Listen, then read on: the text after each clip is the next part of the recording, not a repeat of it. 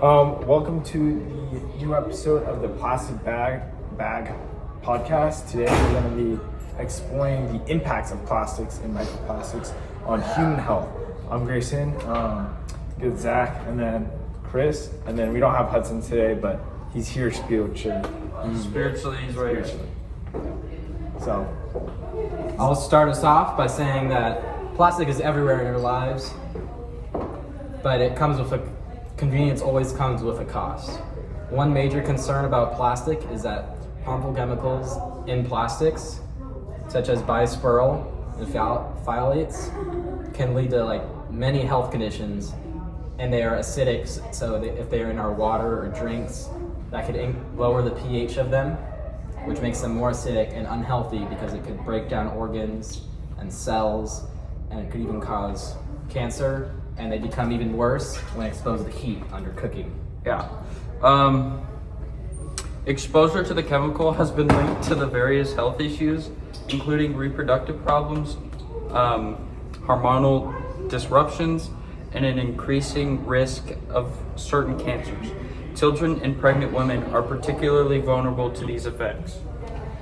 Also, the production and incineration of plastics release toxic pollutants into the air, which are also bad because they can increase smog, or just any air pollution is always bad.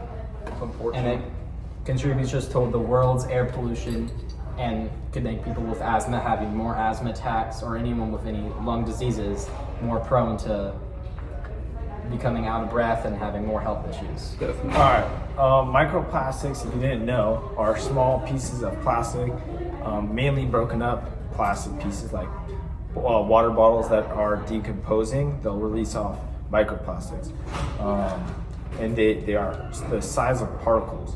And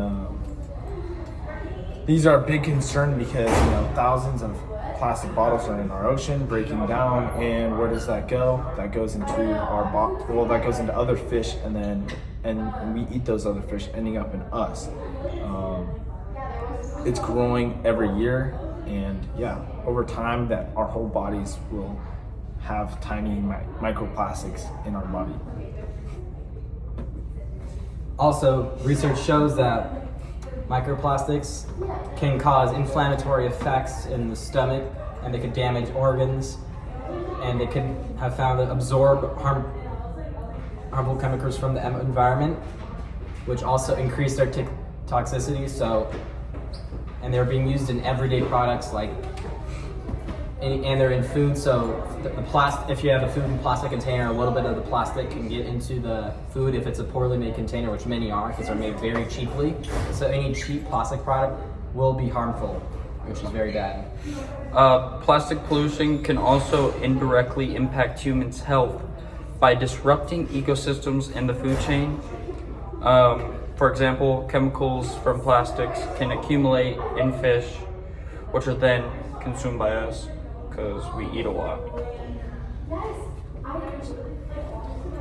And also, studies found that the microplastics have been detected in various food, including seafood, because the fish are eating plastic in the ocean that we pollute from the rivers and from factories, or just people littering on the beach, and then that goes into the fish, and then the fish that we eat, the plastic stays in them even when they're cooked, and when they're cooked, it increases the toxicity of the plastic. To reduce our exposure to plastics and microplastics, we can start by reducing our use of single-use plastics, and using reusable stuff like cloth bags or leather items or steel stuff, other stuff like that. We need to start using recyclable stuff that we're able to use multiple times instead of single use where we just throw away. It's clear that plastic pollution is not just an environmental issue, but also a public health concern. By taking action to reduce or reliance on the plastics, we can protect both the planet and ourselves from plastics getting into us and into the fish.